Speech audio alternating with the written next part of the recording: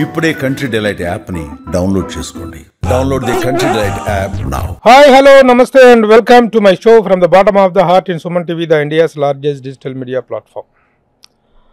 పరవశింపజేయటం పాట లక్షణం, కానీ పూనకాలు తెప్పించడం కూడా పాట లక్షణం అని కొన్ని పాటలు కొన్ని సందర్భాలను చూస్తే అర్థమవుతుంది. ఈ మధ్య కాలంలో లేటెస్ట్గా వెరీ లేటెస్ట్గా మనకి ముఖ్యంగా పవన్ కళ్యాణ్ అభిమానులందరినీ పూనకాలు తెప్పించినటువంటి సాంగ్ అసుర హననం. హరిహర వీరమల్లు జూన్ 12వ తారీఖున విడుదల కానున్నటువంటి హరిహర వీరమల్లు సినిమాలో వస్తున్నటువంటి పాట నిజంగా అభిమానులనే కాదు, సినిమా ఇండస్ట్రీలో ఉన్నటువంటి లిరిసిస్టుల్ని, జర్నలిస్టుల్ని, సాహిత్యవేత్తలందరినీ కూడా ఆలోచింపజేస్తుంది. నిజంగా ఒక గూస్ బంప్ సాంగ్గా చెప్పుకోవాలి. ఈ సాంగ్ రాసింది ఆనాటి ఏ నారాయణ రెడ్డి గారు, ఏ వేటూరు సుందరరామూర్తి గారు, సీతారామశాస్త్రి గారు లాంటి ఒక ఉద్దండులైనటువంటి గీత రచయితలు రాశారేమో అనేటంత ఇంపాక్ట్ అయితే కలుగుతుంది. కానీ అది రాసింది రాంబాబు గోశాల. దాదాపు 200 చిత్రాలకు పైగా సినిమాల్లో పాటలు రాసినప్పటికీ ఈ పాటతో ఒక్కసారిగా రాంబాబు గోశాల పేరు మారుమోగిపోతుంది. సినిమా ఇండస్ట్రీ మొత్తం ఎవరి రాంబాబు గోశాల అనేటువంటి ఇదిలో ఉంది. ఈ రాంబాబు గోశాల నేను గతంలో ఒకసారి ఇంటర్వ్యూ చేద్దామని అడిగా. చాలా మంచి పాటలు రాశాడు తను, అర్జున్ రెడ్డి దగ్గర నుంచి, ఉయ్యాల జంపాల దగ్గర నుంచి చాలా సినిమాల్లో మంచి రాశాడు. కానీ అప్పుడు ఇంటర్వ్యూ చేద్దామంటే సార్ ఏదైనా మంచి సినిమా పడాలి సార్, బాగా పడ్డ రోజు నేనే వచ్చి ఇంటర్వ్యూ చేస్తాను సార్ అని అడిగాడు. ఈ రోజు తనకై తాను వచ్చి yes this is the time for me to give an interview sir అన్నాడు. So welcome Rambabu Goshala. Thank you, నమస్కారం సార్. మీకు బాగుందని ఇంట్రడక్షన్ ఉన్నట్టు వాస్తవం చెప్పావు. మొత్తానికి పూనకాలు సృష్టిస్తున్నావు సాంగ్తో. అసుర హననం అనేటువంటి సాంగ్ ఏ సందర్భంలో వస్తుంది హరిహర వీరమల్లు సినిమాలో? ఇదండి ఒక సెకండ్ హాఫ్లో ఒక పెద్ద యాక్షన్ ఎపిసోడ్ ఉంటుందండి. Full elevation song. చాలా అంటే హీరో అనేవాడు ధర్మం కోసం పోరాడుతూ ఉంటాడు. ఒక దాంట్లో విలన్స్ వీళ్ళంతా మా సామాన్య జనాన్ని ఇది చేస్తుంటే మనోడు హీరో వెళ్ళి వీరోచితంగా పోరాడే సన్నివేశంలో ఒక బ్యాక్గ్రౌండ్ సాంగ్ లాగా వస్తుందండి. ఒక full mass elevation and background song. నేను ఆ విజువల్స్ చూశాను. చాలా టాప్ నాచ్ లో చాలా భారీ స్కేల్లో చేశారు ఆ యాక్షన్ ఎపిసోడ్స్. దానికి చాలా పవర్ఫుల్ గా కావాలని అడిగారండి లిరిక్స్. ఆ యాక్షన్ ఎపిసోడ్ చూసి ఇన్స్పైర్ అయ్యి నేను ఈ పాట రాశాను. అంటే ఫస్ట్ ట్యూన్ లేకుండా యాక్షన్ ఎపిసోడ్స్, ఆ పవన్ కళ్యాణ్ గారి స్క్రీన్ ప్రెజెన్స్, ఆయన పవర్ఫుల్ యాక్టింగ్, ఆ ఎక్స్ప్రెషన్స్ అవి చూసి నేను మెస్మరైజ్ అయ్యి నేను ఆ ట్రాన్స్ లో ఉండి ఈ పాట రాశాను. వండర్ఫుల్. అయితే ఈ పాట ఈ రేంజ్లో కావాలని వాళ్ళు విజువలైజ్ చేశారా? వాళ్ళు చేసిన విజువలైజేషన్కి సాంగ్ రాయటం, యాక్చువల్గా మ్యూజిక్ డైరెక్టర్ ట్యూన్ ఇస్తే ఆ ట్యూన్కి పాట రాయటం అనేటువంటిది అవునండి జనరల్గా జరిగే ప్రక్రియ. కానీ ఇక్కడ ఒక విజువల్స్ చూపించి ఆ విజువల్స్ మీద సాంగ్ రాయటం అనేది ఒక ఎట్లా అనిపించింది, ఒక ఛాలెంజ్ అనిపించిందా? అవునండి బాగా. ఎందుకంటే నేను జ్యోతి కృష్ణ గారికి అంతకుముందు రూల్స్ రంజన్ అనే సినిమాలో సమ్మోహనుడు అని కొంచెం ఒక రొమాంటిక్ సాంగ్ ఉంటుంది. రూల్స్ రంజన్ అది 2 years బ్యాక్ చాలా ట్రెండ్ అయిందండి. అది ఇన్స్టాలో కానీ అట్లా ఇట్లా చాలా పెద్ద హిట్. నా లైఫ్ లో కూడా అర్జున్ రెడ్డి తర్వాత చాలా పెద్ద హిట్ సాంగ్స్ అది. అయితే ఆ పరిచయంతో జ్యోతికృష్ణ గారు ఈ హరిహర వీరమల్లు డైరెక్షన్ చేస్తున్నారని తెలిసి నేనే ఆయన అప్రోచ్ అయ్యి, సార్ నేను ఒక పాట రాస్తాను సార్, పవన్ కళ్యాణ్ గారి సినిమాకి రాయాలని ఉంది నాకు, కీరవాణి గారి మ్యూజిక్లో, మీరు నాకు ఒక అవకాశం ఇవ్వండి అంటే, జస్ట్ నేను ఇప్పుడే దీన్ని టేకప్ చేశారు రాంబాబు, కొంచెం కీరవాణి గారితో కొద్దిగా ర్యాప్ పెరిగిన తర్వాత నేను చెప్తాను అన్నారు. తర్వాత నేను కొంచెం ఇంకా ఆ సినిమాలో పాట హిట్ అయింది కాబట్టి ఆయన నేను కొంచెం వాట్సాప్లో టచ్లో ఉంటాం, చాటింగ్ అలా ఉంది. 1-2 సార్లు ఆఫీస్కి వెళ్ళి కలిశాను. రాస్తావా, సరే రా ఒకసారి అని చెప్పి తీసుకుని ఎడిటింగ్ రూమ్కి తీసుకెళ్ళి కొన్ని విజువల్స్ వేసి చూపించారండి. ఇది ఈ కొన్ని ఎపిసోడ్స్ ఇలా ఉన్నాయి అని చెప్పి ఒక 1/2 hour నాకు కొన్ని ఎపిసోడ్స్ చూపించారు. చూపించి ఒక 2-3 సిచ్యువేషన్స్ లాగా ఉన్నాయి. బ్యాక్గ్రౌండ్ సాంగ్లు మనకి చాలా అవసరం అవుతాయి. ఒక hero elevation song perfect Pawan Kalyan గారికి సూట్ అయ్యేటట్టు ఈ సినిమాలో హరిహర వీరమల్లు అనేవాడు ధర్మం కోసం పోరాడతాడు మొఘల్ చక్రవర్తులను ఎదిరించి. అలాగే బయట కూడా పవన్ కళ్యాణ్ గారు ధర్మం కోసం పోరాడుతున్నాడు, సనాతన ధర్మం అని చాలా ఇష్యూస్ మీద పోరాడుతున్నాడు. ఈ రెండింటిని బ్యాలెన్స్ చేస్తూ నువ్వు తెలివిగా ఒక రేంజ్లో రాస్తే అప్పుడు నేను కీరవాణి గారికి చెప్తాను, లేదంటే నేను కీరవాణి గారికి నిన్ను ఇంట్రడ్యూస్ చేయటం అంటే కష్టం అన్నట్టుగా ఇండైరెక్ట్గా అలా చెప్పారు నాకు. అంటే చాలా సినిమాలు రాశాను సార్ నేను, చాలా హిట్ సినిమాలు కూడా రాశాను, హిట్ సాంగ్స్ రాశాను. కాకపోతే నా లైఫ్లో ఒక బిగ్గెస్ట్ ప్రాజెక్ట్ ఇది. పవన్ కళ్యాణ్ లాంటి బిగ్గెస్ట్ స్టార్, కీరవాణి గారు లాంటి భారతదేశం గర్వించదగ్గ సంగీత దర్శకుడు, ఆస్కార్ విన్నర్, ఆయన మ్యూజిక్లో పాట రాయాలి అని నేను ఫిక్స్ అయ్యాను ఈ రెండు కాంబినేషన్లో. సార్ నేను వదులుకోకూడదు లైఫ్లో. అంటే మనం ఒక ఉయ్యాల జంపాల నుంచి నేను రెగ్యులర్గా పాటలు రాస్తున్నానండి ఒక 10 years నుంచి. ఇది నాకు 200వ సినిమా. ఇదే పెద్ద అవకాశం లాగా నేను తీసుకుని చాలా ఛాలెంజ్గా తీసుకుని చేశానండి. అయితే ఈ ఫస్ట్ ఒక పాట, ఆయనేమో బాహుబలి, RRR ఆరెంజ్, పవన్ కళ్యాణ్ గారు ఏమో అసలు మన స్టేట్ కాదు, ఇప్పుడు ఇండియా వైజ్ చాలా ఫేమస్ ఆయన. ఇంకా ఫ్యాన్స్లో అంటే ఇంకా వాళ్ళు ఎలా ఉంటారో పవన్ కళ్యాణ్ గారు ఫ్యాన్స్ అంటే మనకు తెలుసు. ఇలా దాని తగ్గట్టు ఏఎం రత్నం గారు ప్రొడక్షన్. మనం చిన్నప్పుడు ఎన్ని చూసామండి, భారతీయుడు, ఒకే ఒక్కడు, అవన్నీ చాలా భారీ ప్రాజెక్టులు చేసిన ఆయన. వీళ్ళ ముగ్గురు కాంబినేషన్లో మనకు ఒక అవకాశం వచ్చింది. దీన్ని మనం ఎట్టి పరిస్థితుల్లో సద్వినియోగం చేసుకోవాలి అని చెప్పి నేను ఛాలెంజ్గా తీసుకుని ఒక 4-5 స్టాంజల్ లాగా, ఒక 4-5 ఎపిసోడ్ లాగా, లిరిక్స్లోనే 4-5 ఎపిసోడ్ లాగా నేను ప్లాన్ చేసుకున్నానండి. అంటే ఒక చిన్న, అంటే మనం ఒక సినిమా కోసం కొన్ని స్టార్టింగ్ ఇలా, ఇంటర్వెల్ ఇలా, ప్రీ క్లైమాక్స్ ఇలా, క్లైమాక్స్ ఇలా అలా ప్లాన్ చేస్తారు కదా. ఒక సినిమాని ప్లాన్ చేసినట్టే ఒక 4 నిమిషాల పాటలో వచ్చే లిరిక్స్ని నేను అలా ప్లాన్ చేసుకున్నా.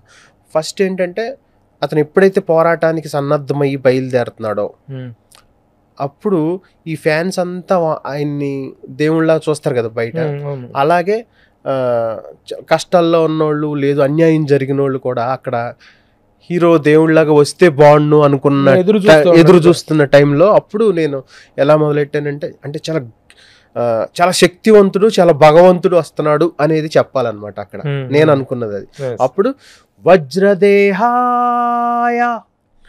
రౌద్రరాధేయ ఉగ్రవ్యాఘ్రాయ భబ్రురూపాయ త్రిపురనాశకాయ క్షిప్రదగ్ధాయ అని అలా తీసుకున్నానండి ఒక కొన్ని. అంటే భగవంతుడు లాంటి మమ్మల్ని కాపాడటానికి వస్తున్నాడు అన్నట్టుగా ఆయన వస్తుంటే ఆ ఎలివేషన్ అలా తీసుకున్నాను. క్షిప్రదగ్ధాయ అంటే, క్షిప్రదగ్ధాయ అంటే చీకటిని నిసిని దగ్ధం చేసేవాడు, సూర్యుడు అంటోడు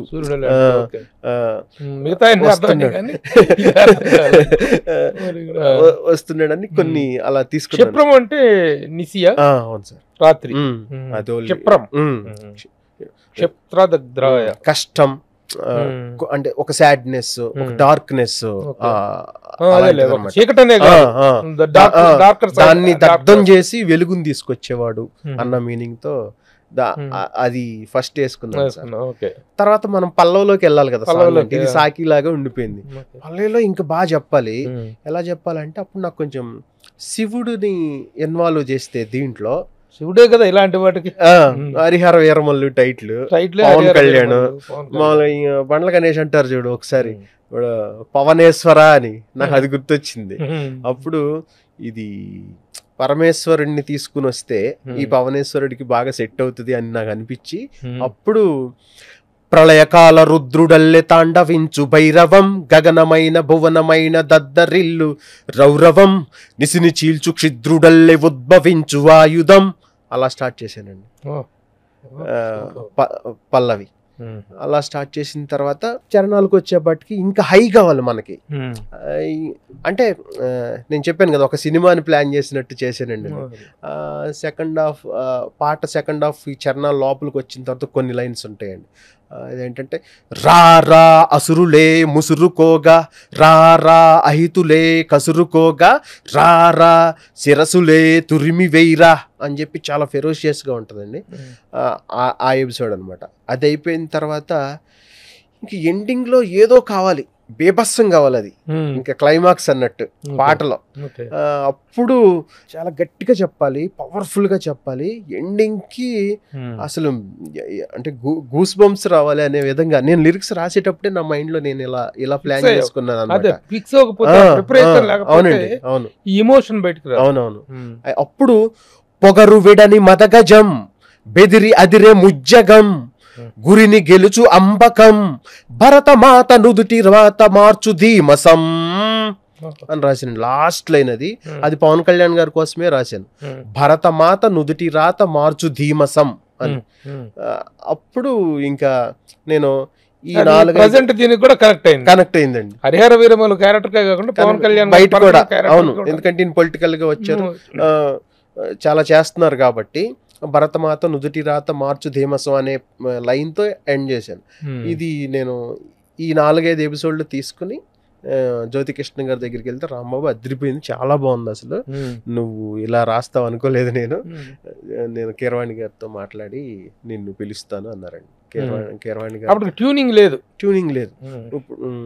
దీన్ని బట్టి ట్యూన్ చేశారు ఆయన. అవునండి, లిరిక్ ని బట్టి ఆయన ట్యూన్ చేశారు. అత్తర కొట్టారు అసలు. నీ లిరిక్ లో ఎంత ఇదైతే ఉందో, అవునండి, ఆ బీట్ గానీ, ఆ ఉద్రేకం గానీ, ఆ స్పీడ్ గానీ ఏదైతే ఉందో మొత్తం ఇంకా ఆయన అదే మీరు అడిగారు కాబట్టి ఈ పాటకి హోంవర్క్ ఏం చేశారు అన్నారు కాబట్టి నేను ఇదంతా అంటే ఫస్ట్ ఇలా ఉండాలి, తర్వాత పల్లవి స్టార్టింగ్ ఇలా ఉండాలి, చరణం ఒక ఎపిసోడ్ ఇలా ఉండాలి, ఇంకో చరణంలో ఇంకొక ఎపిసోడ్ అలా ఉండాలి, ఎండింగ్ లో ఇక బేబస్సంగా ఉండాలి అన్నట్టు చేసి ఆ లాస్ట్ లో ఏదన్నా పవన్ కళ్యాణ్ గారిని మనం ఇది చేద్దాం అన్నట్టుగా చేస్తే ఆయన ట్యూన్ కాదు, పాట ట్యూన్ ప్రకారం వస్తుంది కానీ నువ్వు పథకం ప్రకారం రాసి. అప్పుడు కీరవాణి సార్ దగ్గరికి పంపించారండి నన్ను. నేను భయపడుతూ వెళ్ళా, ఎందుకంటే ఆయన మహానుభావుడు. నాకు చిన్నప్పుడు మేజర్ చంద్రకాంత్ లో పాట చాలా ఇష్టం అండి, పుణ్యభూమి నా దేశం నమో నమామి. అది నేను స్కూల్లో ఆ పాట పాడితే నాకు అప్పుడు నటరాజ్ పెన్సిల్ బాక్సులు ఉండే, జామెట్రీ బాక్స్, అది గిఫ్ట్ వచ్చింది నాకు హై స్కూల్లో 7th లో 8th లో సంథింగ్ ఆ టైంలో. అప్పటి నుంచి తర్వాత అన్నమయ్య పాటలో రామదాసు, చాలా సినిమాలు అండి, బొబ్బుల సింహం. ఈ జ్ఞాపకం చాలా బాగుంది. ఎప్పుడో చిన్నప్పుడు ఆయన సంగీతంలో వచ్చిన పాటకి అవును ఆయనకే మళ్ళీ పాట రాయటం అనేది నా అదృష్టంగా ఫీల్ అవుతున్నా, లైఫ్ లో మర్చిపోలేని జ్ఞాపకం అది. అదే అన్ని రకాలుగా ఆయన ఫస్ట్ వినగానే కీరవాణి గారి రియాక్షన్, ఆయన దగ్గరికి వెళ్ళాను నేను, భయపడుతూ వెళ్ళాను. ముందు ఏ ఊరు అన్నారు, ఏలూరు సార్ అన్న, మాది కూడా అదే ఊరు, కూర్చో అన్నారు. ముందు కంఫర్ట్ లెవెల్ క్రియేట్ చేశారు ఆయన హ్యాపీగా. ఏంటి రాంబాబు గారు ఏమేమి రాశారంటే అప్పుడు చెప్పానండి, అర్జున్ రెడ్డి, మజిలీ, ఉయ్యాల జంపాల, కాంతారా ఇవన్నీ రాశానండి పాటలు. అంటే కాంతారా ఆల్ సాంగ్స్. అవునండి, మ్యూజికల్, అది కూడా లాస్ట్ సాంగ్ అదిరిపోద్ది. అయితే సరే అని చెప్పి ఆయన లిరిక్ పేపర్ తీసుకున్నారు, ఆయన ఒక ఫ్లోలో పాడుతున్నారు అనమాట. అంటే స్టూడెంట్ నెంబర్ 1లో పాట పాడారు ఆయన, ఎక్కడో పుట్టి ఎక్కడో. అది నేను ఇంజనీరింగ్ చదివేటప్పుడు నాకు అప్పటి నుంచి కొంచెం చిన్నగా పాటలు రాయటం అలవాటు ఉంది. అది మా క్లాసులో ఉన్న ఒక 40-50 మందిని పేర్లు తీసుకుని ఎక్కడో పుట్టి ఎక్కడో పెరిగి ఆ ట్యూన్కి నేను అది రాసుకుని కాలేజీలో పాడా అనమాట, ఫేర్వెల్ పార్టీ. అవును, ఫేర్వెల్లో. అంటే ఇప్పుడు మా క్లాసులో ఒక్కొక్కరు క్యారెక్టర్ గురించి. అప్పుడు ఆ పాట నాకు చాలా ఇష్టం అండి. నా పాటని నేను రాసిన దాన్ని ఆయన చదువుతుంటే ఆ వాయిస్ నాకు అది గుర్తొచ్చి అబ్బా అసలు నాకు అదొక ఏంటి కవర్ సాంగ్ ఏం రాసా, ఎక్కడో పుట్టి ఎక్కడో పెరుగు అనేది తీసుకుని చరణాల్లో అది ఇంకు చుక్కలు అలా ఏ ఉంటాయి కదా, అలాగే మా ఫ్రెండ్స్ చేసే పనులు ఉంటాయి కదా, అవన్నీ మిక్స్ చేసి రాశాను. చాలా సంవత్సరాలు అయింది, గుర్తులేదు. అది గుర్తొచ్చింది నాకు. తర్వాత ఆయన రాంబాబు గారు చాలా బాగున్నాయి లిరిక్స్, మనం రికార్డింగ్కి వెళ్ళిపోదాం అన్నారండి. అసలు ఏ పదం మార్చలేదు, ఏం లేదు. ఇంకా నేను అసలు ఆ రోజు మర్చిపోలేని రోజు. తర్వాత ఆయన రండి ఒకసారి ఇటు రండి అని చెప్పి నన్ను దగ్గర తీసుకుని ఒక సెల్ఫీ తీసుకున్నారు ఆయన. సెల్ఫీ తీసుకుని అప్పటికప్పుడికే ఇన్స్టాలో పోస్ట్ చేశారు. Harihara Veeramallu new song, new collaboration Rambabu Gosala అని. అసలు నాకైతే మైండ్ పోయిందండి ఆ రోజు.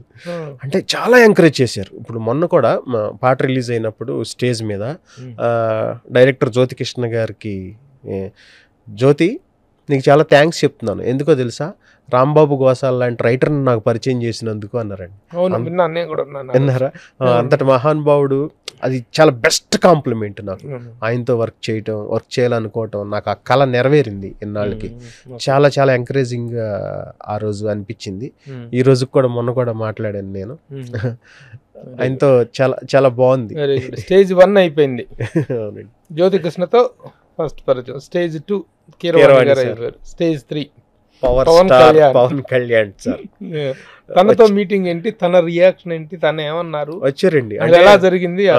ఆయన పాట రిలీజ్ కి ఒక 2 days ముందు కీరవాణి సార్ గారు స్టూడియోకి వచ్చారు. కీరవాణి గారిని కలిసి, ఆస్కార్ వచ్చిన తర్వాత ఆయన్ని కలవలేదని కలిసి ఆయన అప్రిషియేట్ చేయడానికి మన పాట విన్నారు. ఆయన 50 times విన్నారంటండి పాట. విని నేను కీరవాణి సార్ని కలవాలి, రైటర్ని కలవాలి అంటే నన్ను పిలిచారు, వెళ్ళానండి. ఆ రోజు 1 గంట ఆయనతో టైం స్పెండ్ చేసాం. చాలా ఆయన బుక్స్ గురించి, సినిమాల గురించి, పాటల గురించి, ఇంకా మ్యూజికల్ ఇన్స్ట్రుమెంట్స్ గురించి, ఆయన వైలిన్ నేర్చుకున్నాడంట, వాటి గురించి చాలా చాలా డిస్కషన్. చాలా అద్భుతం. ఎందుకంటే మనం జస్ట్ 1 second ఫోటో దిగటానికి మనకి టైం సెట్ అవ్వట్లేదు, అవకాశం రావట్లేదు మనకి ఆయనతో. అలాంటిది అన్ని ఒకేసారి ఒకే వారంలో జరిగిపోయండి ఇవన్నీ నాకు. కీరవాణి గారు ఆయనతో కలవటం దగ్గర నుంచి పవన్ కళ్యాణ్ గారు పాట విని ఆయనతో ఇది ఒకటి. అవును, 1 week లో 10 years నుంచి జర్నీ జరుగుతుంది. 10 days లో మొత్తం అంతా హ్యాపీగా మారిపోయింది, హ్యాపీగా జరిగింది. చాలా చాలా హ్యాపీ. అలాగే ఈ పాట రిలీజ్ అయిన తర్వాత బయట రెస్పాన్స్ కూడా చాలా బాగుందండి. అంటే రాంబాబు, నువ్వు ఇప్పటి వరకు రాసిన లిరిక్స్ అన్ని వేరు, love songs, breakup songs, romantic songs, ఏదో ఐటెం సాంగ్స్ అలా. కానీ చాలా మెచ్యూర్డ్గా ఒక పెద్ద సినిమాలో, ఒక పాన్ ఇండియా సినిమాలో చాలా కీలకమైన సన్నివేశంలో వచ్చేది ఏమాత్రం లిరికల్గా నువ్వు డౌన్ అవ్వకుండా దాన్ని నువ్వు ఇంకొక మెట్టు ఎక్కే విధంగానే రాసేవని నాకు చాలామంది మీడియా మిత్రులు కానీ మీలాంటి వాళ్ళు చాలామంది, నాకు ఈవెన్ చంద్రబోస్ గారు, ఆయన ఆస్కార్ విన్నర్, ఆయన నాకు వాయిస్ మెసేజ్ పెట్టారండి. నేను పాట విన్నాను రా, నేను పంపించాల పాట, ఆయన ఎక్కడో విన్నారంట పాట, చూస్తే నా పేరుందని ఆయన పాట విని నాకు ఫోన్ చేశారు. అంటే ఇది బ్యాక్గ్రౌండ్ నేపథ్య గీతం లాగా వచ్చేది కదా, నేను 1కి 2 సార్లు విన్నా లిరిక్స్ కోసం. చాలా మంచి మంచి పదాలు వాడావు. ఆ పదాల్లో నుంచి వచ్చే శబ్దం ఉంది కదా, ఆ శబ్ద విస్ఫోటనం అంటారు, అది నేను ఈ పాటలో చూసా రాంబాబు. నీకు నీ కెరీర్లో ఇది ఒక మంచి మలుపు, ఒక ముందడుగు, నీకు నా అభినందనలు, నా ఆశీర్వాదాలు అని వాయిస్ మెసేజ్ పెట్టారు. ఇద్దరు ఆస్కార్ల దగ్గర నుంచి కొట్టేసారు.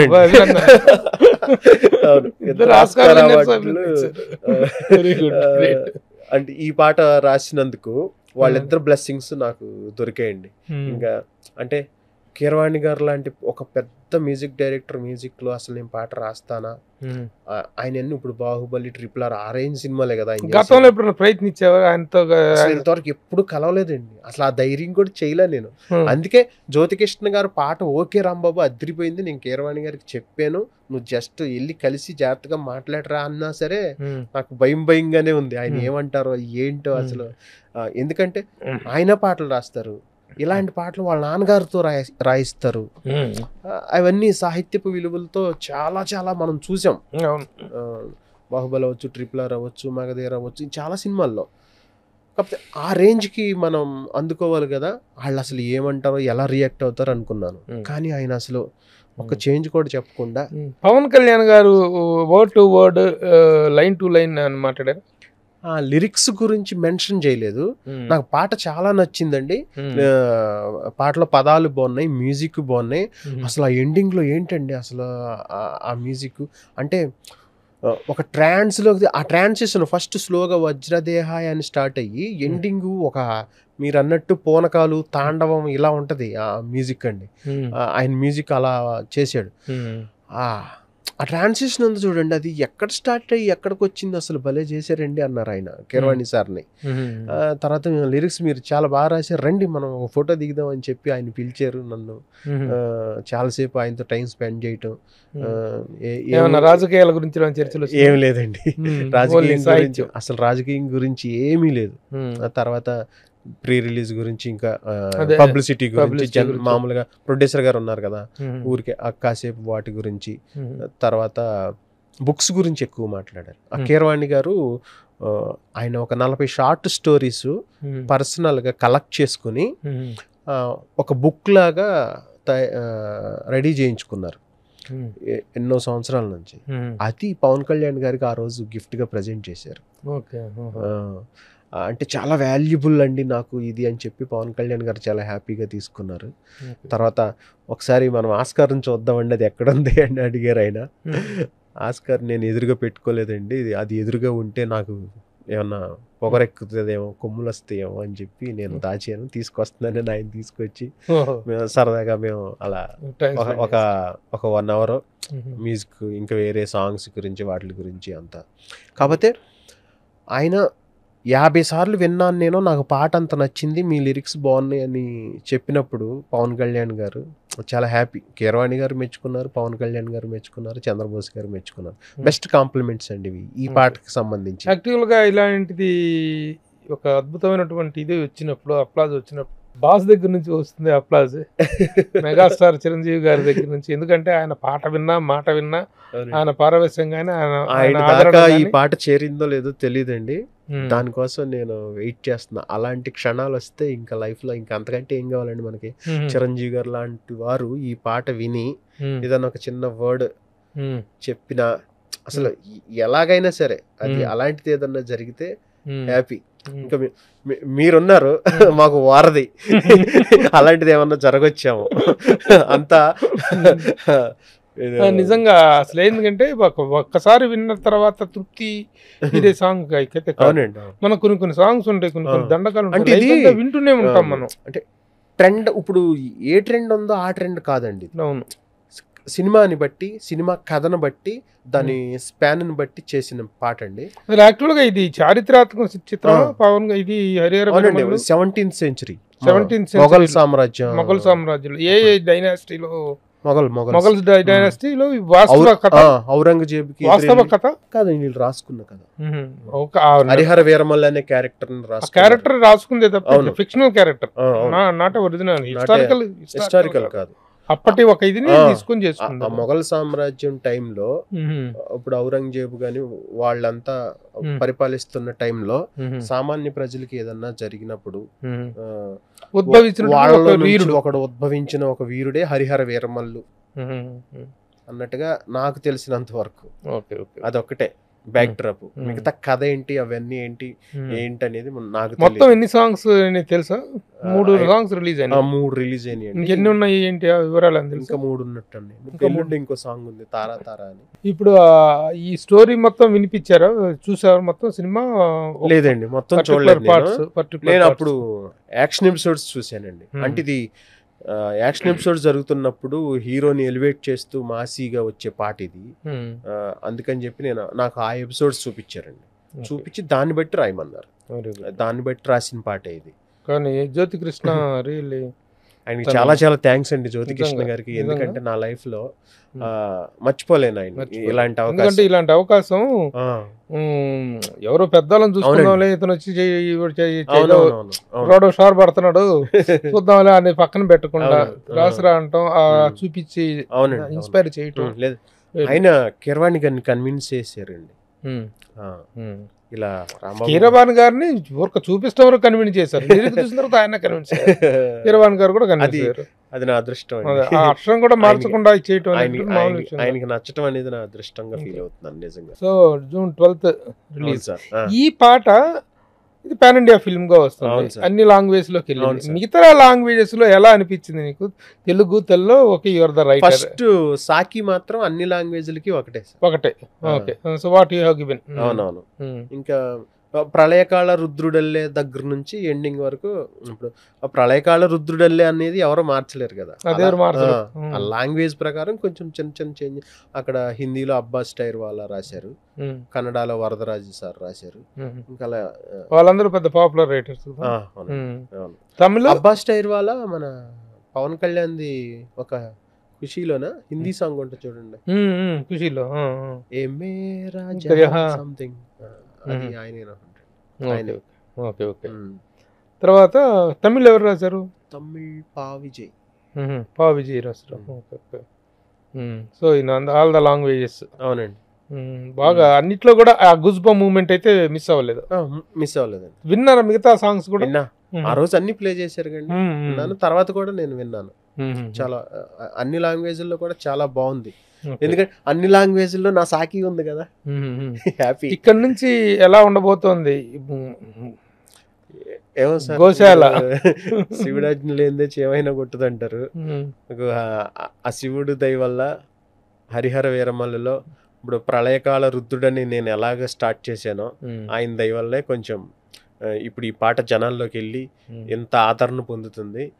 నాకు ఈ మధ్యకాలంలో, ఈ మధ్యకాలం అనే కాదు, ఇన్ని సినిమాల్లో ఇప్పుడు అర్జున్ రెడ్డి అప్పుడు చాలా నాకు పేరు వచ్చింది. ఏపీ గవర్నమెంట్ నుంచి ఉగాది పురస్కారం అవార్డు కూడా వచ్చిందండి. దాని తర్వాత కాంతారాకి అన్ని పాటలు రాసినప్పుడు చాలా పేరు వచ్చింది. ఇప్పుడు ఇది నాకు ఇది ఇంకొక మెట్టు ఎక్కిచ్చిందండి నన్ను కానీ నా కెరీర్ని కానీ. చాలా బాధ్యతగా చాలా మంచి పాటలు రాయాలని నేను గట్టిగా డిసైడ్ అయ్యానండి. మీలాంటి వాళ్ళ ప్రోత్సాహం ఇవన్నీ, మీ సినిమా ఇంకా డైరెక్టర్లు, ప్రొడ్యూసర్లు, సంగీత దర్శకులు, ఇన్ని సంవత్సరాలు, ఈ 10 సంవత్సరాల కెరీర్లో రాసినటువంటి ఈ పాటల్లో ఈ type off beat oriented mass song గతంలో రాసినవి ఉన్నాయా? లేదండి. అప్పట్లో ఒకటి ఉండాలి రాసినట్టు.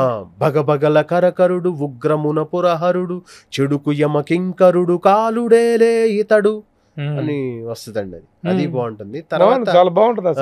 అవునండి. తర్వాత బగీరా అని ఒక సినిమా వచ్చింది ఓంబాళ ఫిలిమ్స్ లో, కేజీఎఫ్ తీసింది శ్రీమురళి. అది నేను డబ్బింగ్ అన్ని పాటలు రాశానండి. దాంట్లో రుదిరహారా హరోం హరా అని ఒక పాట ఉంటుందండి, బ్యాక్గ్రౌండ్ సాంగ్, చాలా బాగుంటుంది అది. నాకు కొంచెం అవన్నీ అప్పుడప్పుడు రాసుకుంటూ వచ్చాను కాబట్టి దీని కాడికి వచ్చేపాటికి దీన్ని అసలు ఒక రేంజ్ లో పీక్స్ లో పెట్టాలని.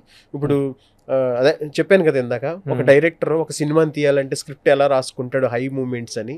నేను పాటను అలా ప్లాన్ చేసుకున్నానని మీకు ఇందాక ఎక్స్ప్లెయిన్ చేసే కదా, సేమ్ అలాగే ఒక డైరెక్టర్ ప్రొడ్యూసర్ సినిమాని ఎలా ప్లాన్ చేస్తారో నా వరకు నేను పాటను అలా ప్లాన్ చేశాను. ఈ పాట విషయంలో నేను ఏ పాటకి అలా ప్లాన్ చేయలేదండి. ఎందుకంటే అవి ట్యూన్ ఉంటుంది, మనకి సిచ్యువేషన్ చెప్తారు. లవ్ సాంగ్ అయితే కొంచెం ఆ వర్డ్స్, వేరేదైతే వేరే అలా రాస్తాం. కాకపోతే దీనికి ఏంటంటే నేనే ప్లాన్ చేసుకుని ఏదేది ఎక్కడుంటే బాగుండు అని చెప్పి చేసుకున్నాను. దాన్ని యాక్సెప్ట్ చేయటం వాళ్ళు, జ్యోతి గారు కానీ, అంటే ఓకే, దిస్ ఈజ్ డన్. చాలా చాలా చాలా మంచి విషయాలు. హరిహర వీరమల్లు సినిమా గురించి మాట్లాడుకున్నాం, ఇందులో ఈ తెలియ అవకాశం గురించి, అసురహననం సాంగ్ గురించి మాట్లాడుకున్నాం. ఇక యాక్చువల్గా కెరీర్ గురించి మాట్లాడుకుంటే, ఒక ఇంజనీరింగ్ జాబ్. అవును సార్, ఇంజనీరింగ్ జాబ్ వదిలేసి వచ్చి ఇక్కడ సెటిల్ అయ్యి ఉయ్యాల జంపాల నుంచి సెటిల్.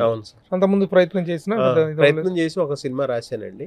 తర్వాత అవకాశాలు ఏం రాలేదు. అయితే ఇప్పుడు లిరిక్ రైటర్ గా ఒక స్థాయి, ఒక గుర్తింపు ఏర్పడిన తర్వాత ఇక డిమాండ్స్ పెరుగుతాయా?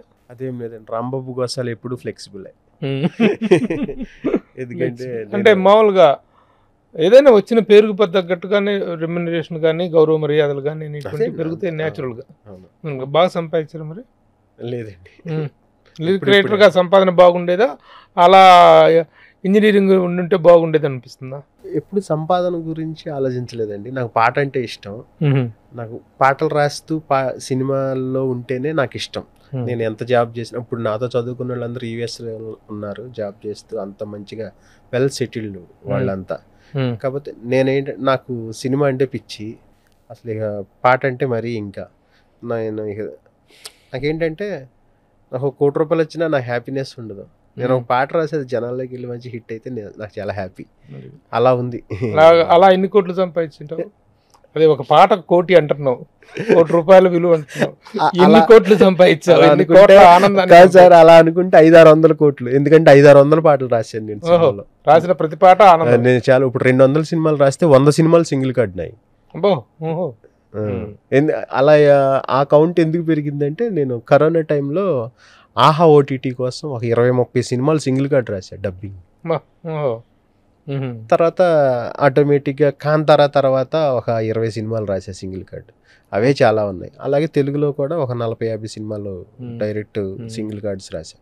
మొత్తం ఒక 200 మూవీస్ అయితే దాంట్లో సగం సింగిల్ కార్డే. అప్పుడు అలవాటైందండి నాకు అన్ని సిచ్యువేషన్స్కి పాటలు రాయటం.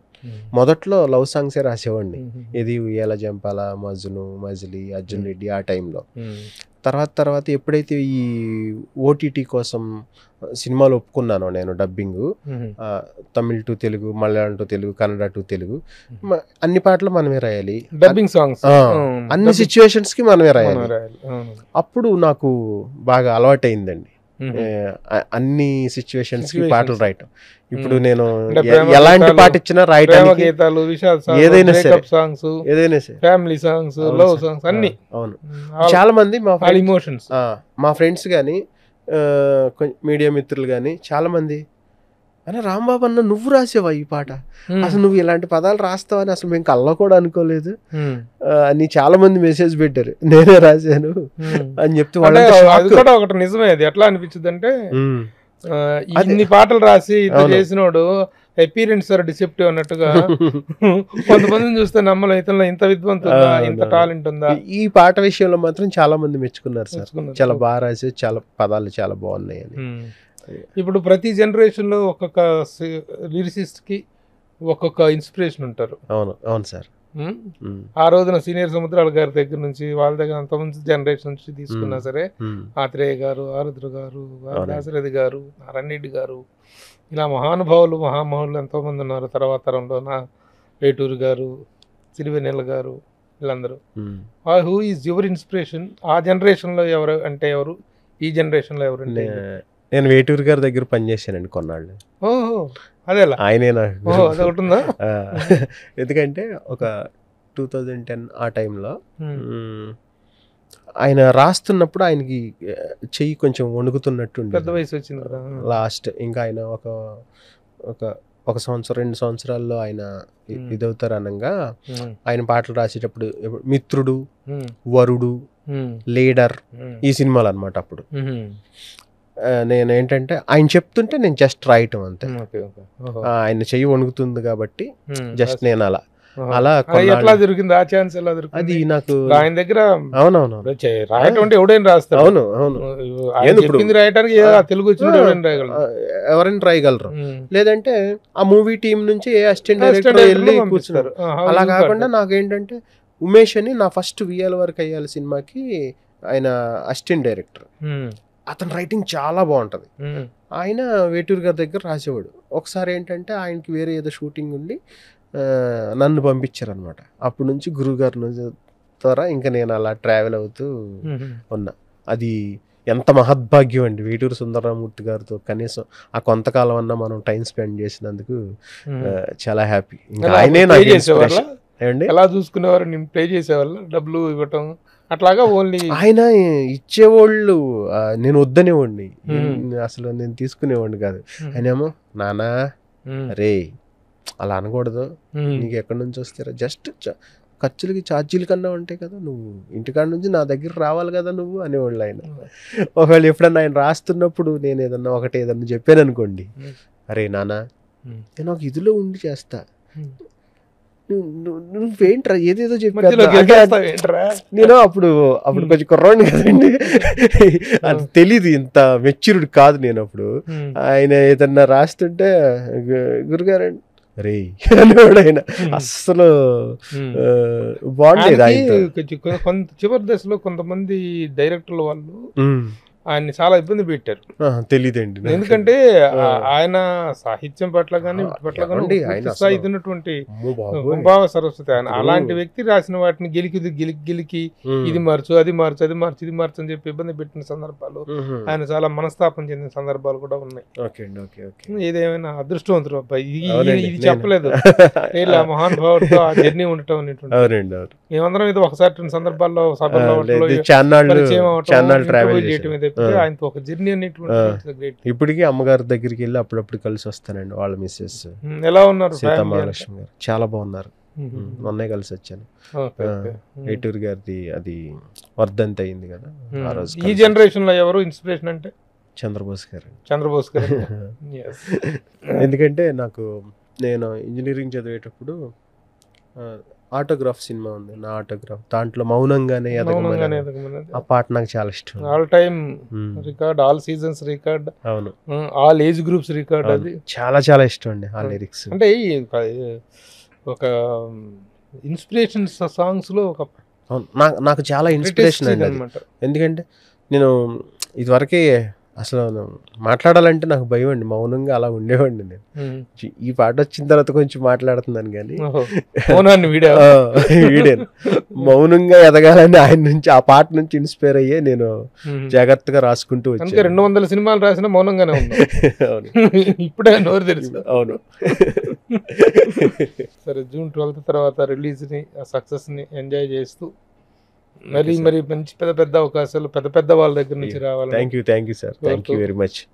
All the best. ఎందుకంటే మొదటి నుంచి చేద్దామని చెప్పేసి అనుకున్నా సరే, అంటే it is your wish sir, నాకు ఒక ఛాన్స్ రావాలి అప్పుడు చేద్దాం సార్. సార్ మీరు జర్నలిస్ట్లో మీరు లెజెండ్ సార్. మీ దగ్గర కూర్చుని మీరు ఇంటర్వ్యూ చేస్తున్నారంటే ఆ మనిషికి ఆ అర్హత ఉండాలి సార్. అయ్యో, అర్థమైందా?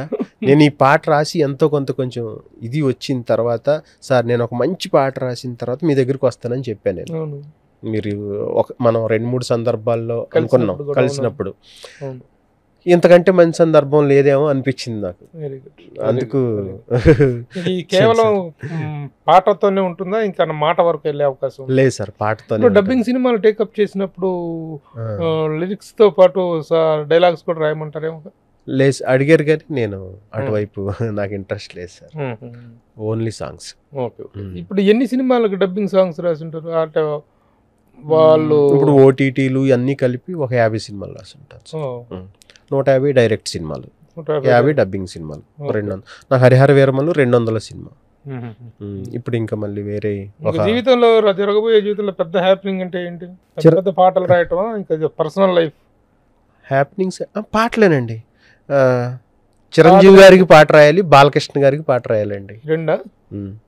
అవి పీక్స్ ఆఫ్ ద అవి ఏంటంటే అంబిషన్స్. అవును, వాళ్ళిద్దరికి. ఎందుకంటే చిన్నప్పటి నుంచి నాకు అంటే వాళ్ళే మనకి పెద్ద, మన తెలుగులో బిగ్గెస్ట్ మాస్ హీరోలు అంటే వాళ్ళిద్దరే.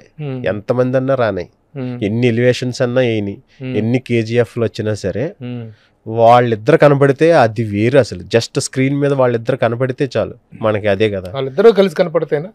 అమ్మో, అది ఇంకా అది అన్నారు బాలయ్య బాబు గారు ఫంక్షన్ లో నేను ఉన్నా ఆ రోజు. బోయపాటి గారు ఛాలెంజ్ చేసినారు, తీసుకో చూడు అన్నట్టుగా. అది ఇంకా పీక్స్. ఈ నైట్ బాగా పడుకో, చక్కగా మంచి కలగంటే బాలకృష్ణ గారు చిరంజీవి గారు ఇద్దరు కలిసి యాక్ట్ చేస్తున్న సినిమాకి పాట రాయాలి, రావయ్యా రాంబాబు అని బోయపాటి మిమ్మల్ని పిలుస్తున్నట్టు ఆ కళ తీరాలి. అది సరే. పర్సనల్ లైఫ్ ఏంటి? పెళ్ళి ఎప్పుడు? మరి ఇంత సక్సెస్ తర్వాత కూడా అమ్మ వాళ్ళు ఎక్కడ ఏలూరులో ఉంటారా? అమ్మ నాన్న ఏం చేస్తుంటారు? నాన్నగారు వ్యవసాయం అండి. వ్యవసాయ కుటుంబం. ఓకే. చిన్న వ్యవసాయం, అమ్మ హౌస్ వైఫ్. చిన్న వ్యవసాయ కూడా. తమ్ముడు చెల్లి అండి, వాళ్ళు జాబులు సెట్ అయ్యారు, మ్యారేజ్ అయిపోయింది. వాళ్ళిద్దరికి మ్యారేజ్ రండి, నీకే కాలేదు. సినిమాల్లోనూ పాటల కొంచెం మీద ప్రేమతో ఉన్నాం, అసలు ప్రేమలో పడలా. కొంచెం ఏమిదండి అంటే పెద్ద సినిమాలు రాసి కొంచెం మంచిగా ఇదయిన తర్వాత చూద్దాంలే అన్నట్టుగా అలా లేట్ అయిందండి అంతే, వేరే ఇంకేం కాదు. ఇప్పుడు పడతావు పాటలో, పాట మీద ప్రేమ కాదు, ప్రేమలో కూడా పడతావు, ఇంటివాడి అవుతావు అవ్వాలి. Very good Rambabu, all the best, అంతా ఆల్ ద బెస్ట్. చిన్న వయసులో అద్భుతమైన సక్సెస్ సాధించి 200 సినిమాలకు పాటలు రాయటం అనేది మామూలు విషయం కాదు. ఇది ఇప్పుడున్నటువంటి ర్యాట్ రేస్ లో, ఎందుకంటే ప్రతి ఒక్కళ్ళు కూడా నేను లిరిక్ రైటర్ అని చెప్పేసి పిన్నపట్టుకొని వస్తున్నారు. పాపం వచ్చిన వాళ్ళకి అవకాశాలు వస్తున్నాయి, ప్రయత్నాలు ఎవరు చేయటంలో తప్పు లేదు, వచ్చిన వాళ్ళకి అవకాశాలు వస్తున్నాయి. కానీ ఇలా సద్వినియోగం చేసుకుని చక్కగా ఒక స్టేజ్కి ఒక ఇదికి రావటం అనేటువంటిది really happy. Wish you every success in your future. పెద్ద లిరిసిస్ట్గా, ఉత్తమ గేయ రచయితగా చూడాలని కోరుకుంటూ all the best. Thank you sir, thank you. Suman టీవీలో మీ పర్సనల్ అండ్ బిజినెస్ ప్రమోషన్స్ కోసం కింది నెంబర్కి కాంటాక్ట్ చేయండి.